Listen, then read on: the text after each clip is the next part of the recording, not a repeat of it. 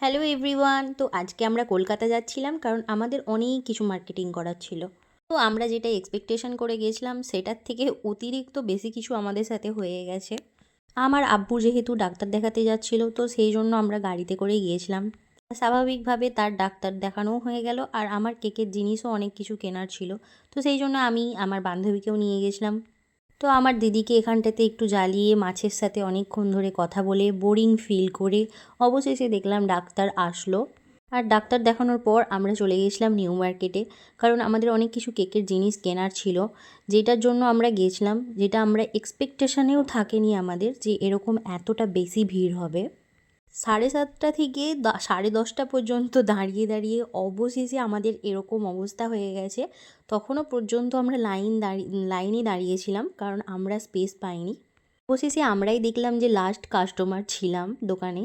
তো তারপর আমাদের সমস্ত জিনিস অলরেডি কেনা হয়ে গেছে। তো এই যে আমরা মালপত্র নিয়ে এখন আমরা আবার গাড়ির কাছে যাচ্ছিলাম বাড়ি আসবো বলে।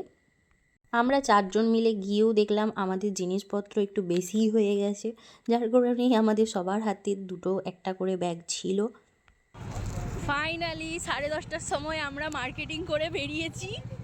এখনও আমরা কলকাতায় আছি, তাও আবার নিউ মার্কেটে।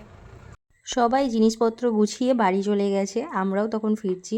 কেকের মালপত্র করে বেরিয়েছি জাস্ট 10:30টার সময়। 10:30 পেরিয়ে গেছে।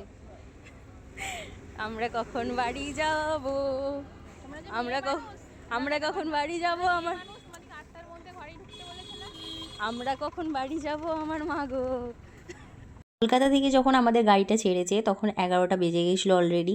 তারপরে আমরা একটা খুব জঘন্য চা খেয়েছি, যেটা একদমই ভালো ছিল না। রোলটা খেয়েছিলাম, রোলটা অনেক টেস্টি ছিল, আর প্রচণ্ড খিদেও পেয়ে গেছিলো। আর যেহেতু রাস্তায় এত কুয়াশা আর ঠান্ডাটাও প্রচুর ছিল, তো আমরা 1:47 বাজছে তখন বাড়ি এসেছি। তারপর 3টের সময় ঘুমিয়েছি। সকালবেলা উঠে এই কেকটা কমপ্লিট করে 11টার সময় আমি আর আমার বান্ধবী দুজন মিলে কেকটা ডেলিভারি দিতে যাচ্ছিলাম। তো ওকে বলছিলাম যে আমাদের কি লেভেলের এনার্জি ভাই। তারপরে দুপুরবেলা এই কেকটা বানিয়ে বিকালে 4টের সময় এটাও ডেলিভারি করেছি। সকলকে টাটা।